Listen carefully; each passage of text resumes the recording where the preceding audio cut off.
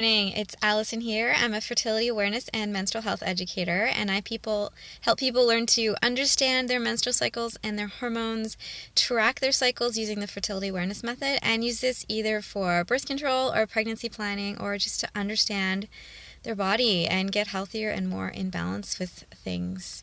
So I wanted to do a quick little talk on what is the deal with temperature-only methods of fertility awareness. So basically, for those of you who don't know, your temperature changes. It goes up after ovulation and it stays up until your next period. And if you take your temperature every day, you can see when you ovulate and you can understand when you're fertile and infertile.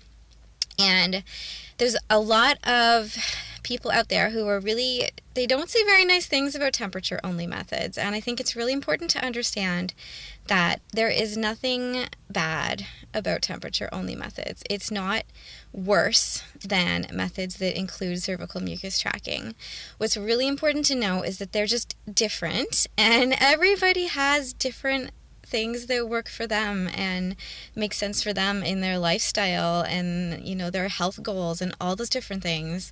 So yes, temperature only methods do have a slightly lower effectiveness rate if you're trying to avoid pregnancy, and that's because the cervical mucus arrives in a few days before ovulation. So you will start to see cervical mucus, and that means you are fertile because it keeps the sperm alive for a few days. And so your temperature only goes up after you ovulate. So it is correct that if you're only looking at temperature, you won't actually know when the fertile phase of your cycle starts. And so these temperature-only algorithms, they have a special calculation they do based on when you ovulated or when your temperature went up in the last certain number of cycles, whether it's 6 months or 12 months. They're all slightly different calculations. So then they will figure out, well, you're probably only fertile, say 5 or 6 days before your earliest temperature rise. And so you're right, it is less effective, but I think we have to stop saying that they're wrong or they're bad. They're not. They're just a different choice. And for some people, they are the right choice, right? If someone is comfortable with how they work and they're comfortable with the effectiveness rate, then that works for them. Someone has a question here. When you do temp only, how do you have sex before ovulation?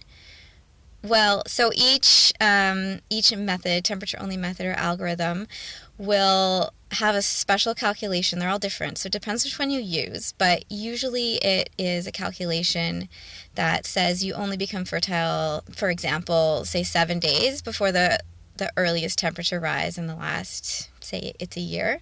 So each algorithm is slightly different. So until you reach that number of days on your cycle, for example, let's say day 14 is your earliest temperature rise in the last year, for an example, it will do a calculation minus 7 days, so that's day 7. So in theory, you could have unprotected sex up to day 7 and be okay if you're trying to avoid pregnancy.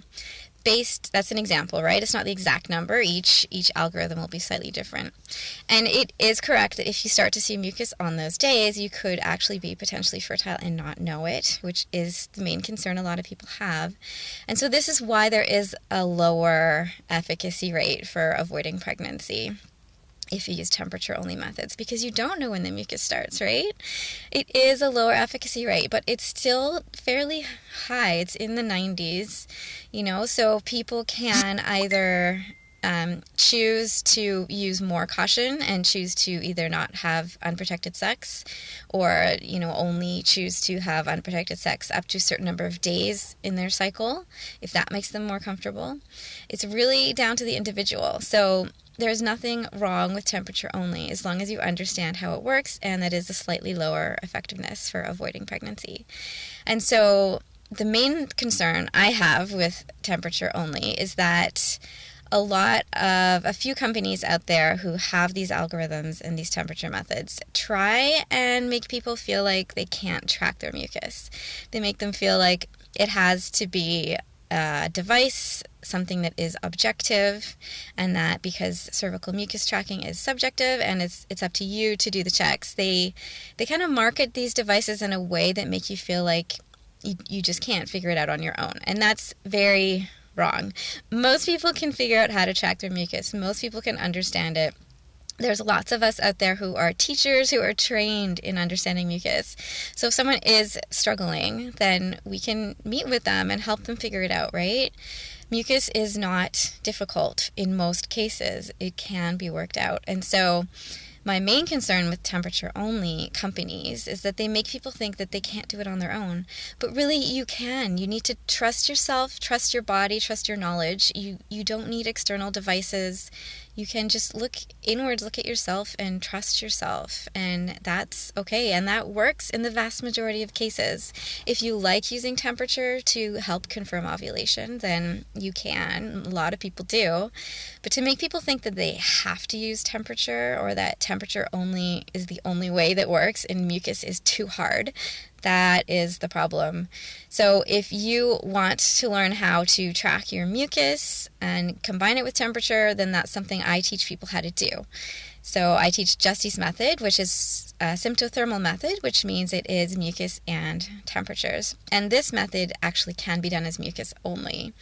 So Justy's, as well as Billings and Creighton, FEM, that uses mucus and LH hormone testing. So there's lots of options out there. That's my main point, I guess, is there's lots of options out there. For some people, temperature only is what they want to use, as long as they understand there's a lower effectiveness rate.